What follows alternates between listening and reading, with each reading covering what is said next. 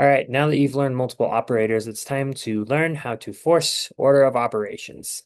So if you remember from elementary school, it's please excuse my dear Aunt Sally, parentheses, exponents, multiplication, division, and then addition and subtraction.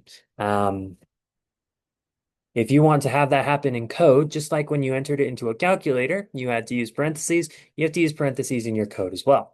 So for example, if I typed alert 2 times 3 plus 4, um, and I run this, I get 10 because 2 times 3 is 6.